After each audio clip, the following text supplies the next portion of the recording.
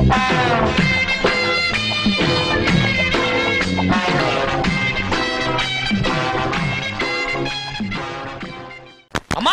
நீ நேரா வீட்டுக்கு போ, நான் நேரா கன்சியூமர் கோர்ட்டுக்கு போய் அந்த பொண்ணை நானும் பாத்துறேன். கன்சியூமர் கோர்ட்டுக்கு இந்த கவர்னரோட போவீங்களா? அதானே. போங்க பிரதர், வீட்டுக்கு போய் முதல்ல அவுத்து போடுங்க. டேய் கணேசா, நீ கொஞ்சம் கூட வாடா, இவனை என்னால சமாளிக்க முடியாது. நான் எப்படி மம்மி வர்றது? நான் கூட வர மாட்டேன். வல்லன போடா, பாரு அங்க போடா. போடா. நீ முதல்ல வண்டியில போடா.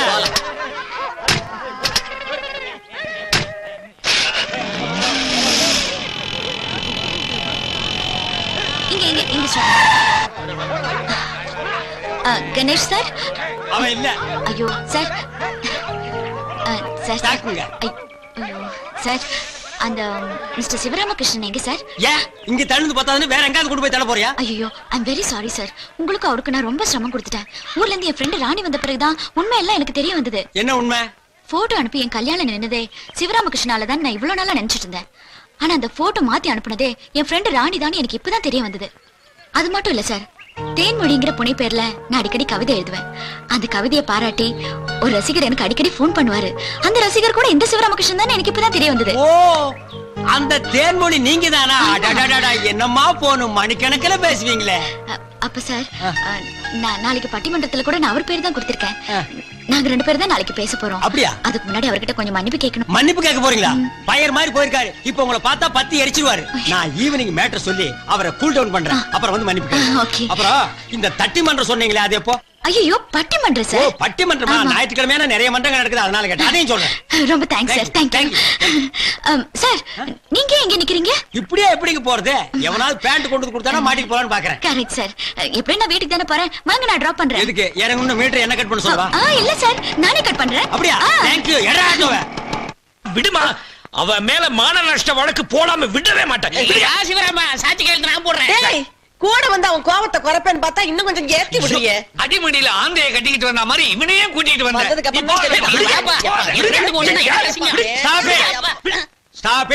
விடுங்க. ஆளாளுக்கு அவர் ஏன் ஜவுமுட்டா மாதிரி பிடிச்சிட்டு இருக்கீங்க? பின்ன என்னடா, சும்மா இருக்கிறவனையும் அந்த பொண்ணை போய் பழிவாங்கன்னு தூபம் பண்றான்டா இவன். ஏண்டா தூபம் போடுறதுக்கு என்ன மவுண்ட் ரோடு தர்க்கவாடா? தூபம் போடுறத பத்தி நீ யாருகிட்ட பேசுற? அவன் கையால போட்டான்னா இவன் கரண்டியாலேயே போடுவான். ஏய் டாடி, அந்த ஜிப்பு வாயை மூடிக்க. மிஸ்டர் சிவராமன், இனிமே அந்த பொண்ணுக்காக நீங்க கோர்ட்டுக்கு போக வேண்டிய அவசியமே இல்லை. ஏன் பிரதர்? உங்களை பைத்தியம்னு பேப்பர்ல போட்ட காயத்ரி, நீங்க அடிக்கடி கவிதையை பாராட்டி பேசுவீங்களே தேன்மொழிங்கிற ஒரு பொண்ணு கிட்ட போன்ல. Gayathri equal to Thenmozhi, Thenmozhi equal to Gayathri, Gayathri plus Thenmozhi, Thenmozhi plus Gayathri, always ஒன்னு பிரதர். என்ன பிரதர் சொல்றீங்க? காயத்ரியும் தேன்மொழி ஒரே பொண்ணா? ஆமா பிரதர், உண்மை எல்லாம் தெரிஞ்சு உங்ககிட்ட மன்னிப்பு கேட்கறதுக்காக மெண்டல் ஹாஸ்பிட்டலுக்கு வந்தது. அதை நான் பண்டல் பண்ணி அனுப்பிட்டேன். நாளைக்கு நடக்கிற பட்டிமன்றத்துல உங்க பேரை சேர்த்து கொடுத்துருக்க அவ. நீங்களும் அவளும் ஆப்போசிட்டா பேச போறீங்க. அதுல பேசி பேசி பேசி மடக்கி காட்டுங்க. அந்த அவமானம் பத்தாதா brother? This is correct. American cowboy, என் புள்ளைய கொண்டு போய் எங்கயாவது மாட்டி விட்டுறாதீங்கடா. பட்டிமன்றத்துல அந்த பொண்ணை என்ன பண்றேன்னு பாருங்க. பெரியோர்களே, இன்றைக்கு தேவையான ஒரு அருமையான தலைப்பில அற்புதமான பட்டிமன்றம். ஒரு பக்கம் பார்த்தா மகிழ்ச்சி தருவது காதல் திருமணம் தான் அப்படின்னு ஒரு ஆணித்தரமான விவாதம். இன்னொரு பக்கம் அதை அடிச்சே இல்லை, நிச்சயிக்கப்பட்ட திருமணம் தான் மகிழ்ச்சியான திருமணம் அப்படின்னு இன்னொரு வாதம். நாம எந்த கட்சியிலையா சேர? அதனால இப்ப என்ன செய்ய போறேன், கட்சி தலைவர்களை அழைக்க போறேன். காதல் திருமணம் தான் மகிழ்ச்சி தருவது என்கிற கட்சியின் தலைவர் சிவராமகிருஷ்ணன் அவர்கள் இப்போது வருகிறார்கள். தம்முடைய வாதத்தின் தொகுப்புரையை தருகிறார்கள். நடுவர் அவர்களே, காதலுங்கிறது இன்டர்நெட் இமெயில் மாதிரி இந்த நூற்றாண்டுல வந்தது இல்ல. திருவள்ளுவர் எழுதின காமத்துப்பால் இருந்து பாரதியார் எழுதின காதல் காதல் காதல் காதல் போயின் சாதல்னு காதலை பத்தி அப்பவே எழுதியிருக்காங்க. Romeo Juliet, Ambikapathi Amaravathi, Laila Majnu, Antony Cleopatra, இவங்க காதலை பத்தி எல்லா காவியத்திலையும் பெருமையா தானே சொல்லியிருக்காங்க. சூடு பிடிக்க ஆரம்பிச்சிருச்சியா? ஆண்டனி கிளியோபட்ராவோட கதை இவருக்கு தெரியாது போல இருக்கு. The triple pillar of the world is transformed into a strumpet pool அப்படின்னு கிளியோபட்ரா பத்தி ஷேக்ஸ்பியரே சொல்லியிருக்காரு. அதாவது உலகத்திலே 3 தூண்கள்னு வர்ணிக்கப்பட்ட கிரீஸ், ரோம், ஈஜிப்ட தன் காதலுங்கிற ஆயுதத்தால அழிச்சவதான் கிளியோபட்ரான்னு சொல்லியிருக்காரு. ஓ, உலக அழகின்னு எல்லாரும் ஒத்துக்கிட்ட கிளியோபட்ராவை இவங்க அவதூறா பேசுறாங்க. ஏன் தெரியுமா? அவங்க அழகுல இந்த அம்மையாருக்கு பொறாமை. அம்பிகாபதி, அமராவதி, ரோமியோ ஜூலியட்னு எத்தனை உதாரணங்கள் சொன்னாரு. எல்லாமே சோகமான முடிவுதான். இல்ல இல்ல இல்ல, அதெல்லாம் சுகமான முடிவு. அந்த காதலர்கள் செத்தாலும் அவங்க காதல் ஜெயிச்சிருச்சே, அதனாலதான் அவங்கள பத்தி இன்னைக்கு வரைக்கும் பேசிட்டு இருக்கோம். காதலால பல குடும்பங்கள் அழிஞ்சிருக்கு. காதலால பல ஜாதிகள் இணைஞ்சிருக்கு. காதல்ங்கிறது ஒரு நெருப்பு, அது எல்லாரையும் எரிச்சிடும். காதல் ஒரு அணையா விளக்கு, அது எல்லாருக்கும் வழிகாட்டும். No, no, love is blind. No, love is truth. ஐயா, எங்களுக்கு விளங்குற மாதிரி கொஞ்சம் தமிழ்ல பேசுங்க ஐயா. நடுவர் ஐயா, நீங்க எப்படி கல்யாணம் பண்ணிட்டீங்க? ஐயா, நானே பழைய நினைப்புல நொந்து கிடக்கேன். அது எதுக்குயா இங்க நீங்க நடத்துங்கய்யா. நடுவர் ஐயா, எங்கும் தமிழ் எதிலும் தமிழ்னு சொல்ற மாதிரி இன்னைக்கு எங்கும் காதல் எதிலும் காதல் தானே இருக்கு. காதல் இல்லாத வாலிபமானு கவியரசு கண்ணதாசனை எழுதியிருக்காரு. சினிமாவுக்காக என்ன வேணாலும் எழுதலாம். நிஜ வாழ்க்கையில இதெல்லாம் நடக்கிற கதையே இல்ல. கொஞ்ச நாளைக்கு முன்னாடி நீங்க எல்லாம் பேப்பர்ல படிச்சிருப்பீங்க.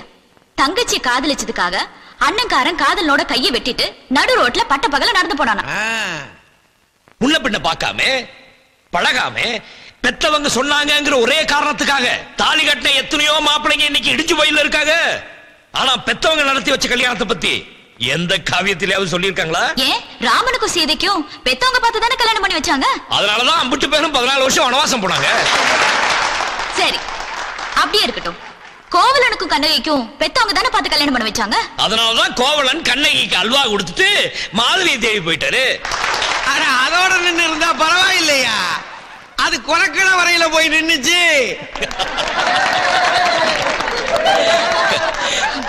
காதல்ங்கிறது நம்ம கலாச்சாரத்துக்கு ஒத்து வராத ஒரு விஷயம். ஏன் ஒத்து வராது?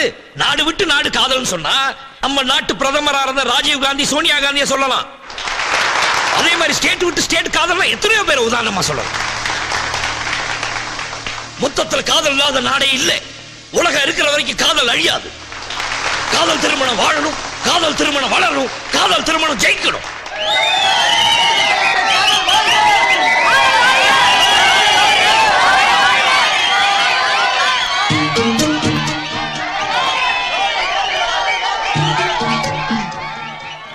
நடுவர் அவர்களே, எதிர்கட்சி தலைவர் காதல பத்தி வீராவேசமா பேசுறாரே, இதே மேடையில் அவருக்கு ஒரு துணிச்சலான சவால் விடுறேன். அதை ஏத்துக்க அவர் தயாரா? சவாலை ஏத்துக்கிறது எனக்கு சக்கரை பொங்கல் சாப்பிடுற மாதிரி. நடுவர் அவர்களே, விட சொல்லுங்க. சிங்கக்குட்டி. நடுவர் அவர்களே, என் ஜாதி என்ன, என் மதம் என்னன்னு அவருக்கு தெரியாது. அதே மாதிரி இவரை பத்தி எனக்கும் தெரியாது. இப்ப இவரை நான் காதலிக்கிறேன். இதே மேடையில் என்ன கல்யாணம் பண்ணிக்க இவர் தயாரா இருக்காரா? இது டூ மச். பொண்ணு ரொம்ப விவரமான ஆளுதாயா. நாரடி. நோ நோ நோ நடுவர் அவர்களே, இவர்கள் டாபிக்கை வேற திசையாக மாத்தி என்னென்னமோ பேசுகிறார்கள். நீங்க தயவு செய்து அவரை அடக்குங்கள். என்னையா இது? அவங்க ஒரு சொல்லம்பு விட்டு இருக்காங்க, நீங்க ஒரு வில்லம்பு போட்டு அடக்குங்க, அல்லது ஒரு சொல்லம்பு போட்டு மடக்குங்க. ஐயோ, பாத்தீங்களா, தனக்குன்னு ஒரு பிரச்சனை வந்து தப்பிக்க பாக்குறாரு. நீங்க தானே சவால் விட்டீங்க. அதெல்லாம் இல்ல, நீங்க தான் என்னென்னமோ பேசிட்டு இருக்கீங்க. அதெல்லாம் ஒத்துக்க முடியாது. கல்யாணம் பண்ணிக்க முடியாதுன்னா சவாலை தோத்துட்டேன்னு சொல்லுங்க. இது உனக்கு மட்டும் விட்ட சவால் இல்ல, இந்த ஆண் வர்க்கத்துக்கே விட்ட சவால். இந்த கல்யாணத்துக்கு நீங்க ஒத்துக்கோங்க தலைவா, ஒத்துக்கோங்க தலைவா.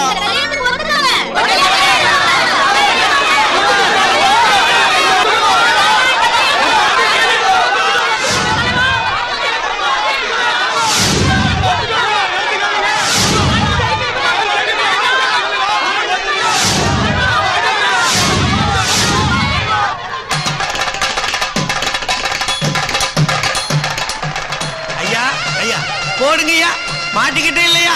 போடுங்க போடுங்க.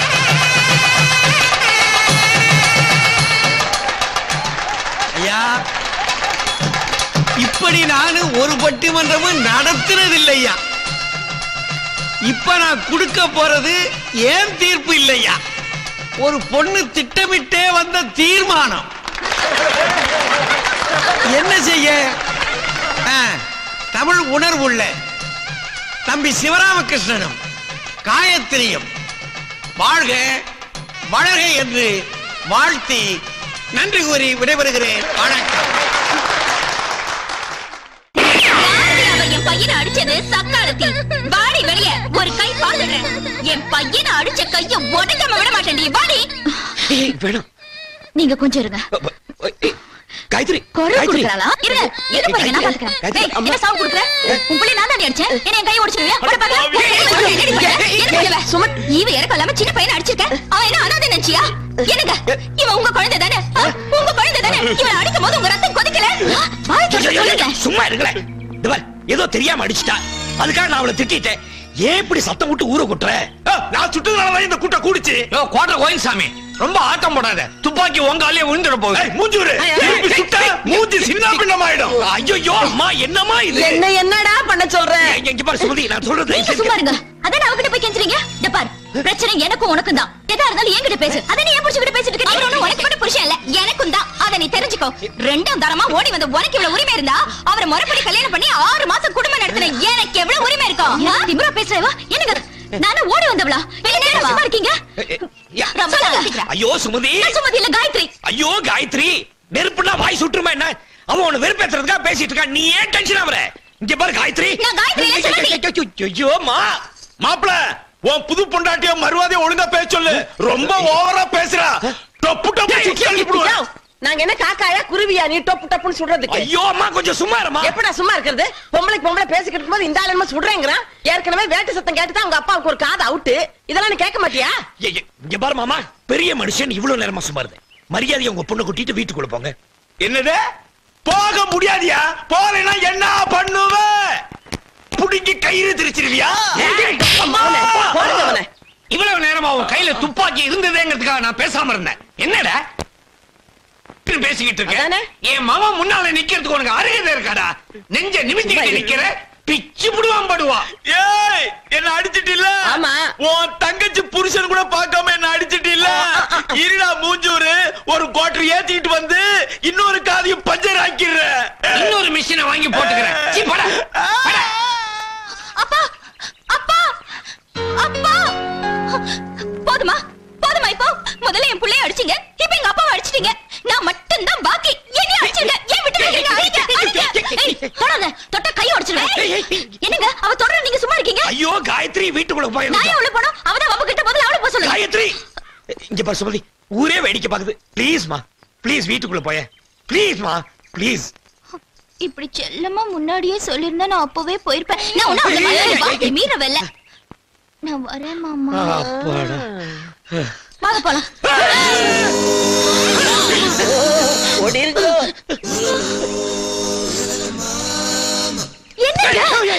என்ன மயங்கி நிக்கிறீங்க? நான் ஒண்ணு மயங்கலையே. வீட்டுக்கு வாங்க. காயத்ரி காயத்ரி காயத்ரி. காயத்ரி, அவ்வளவுதான் காட்ட முடியும். அதுக்கு மேல காட்ட முடியாது. மத்த கம்பெனிகள் காட்டலாம், ஆனா எங்க கம்பெனி காட்டாது.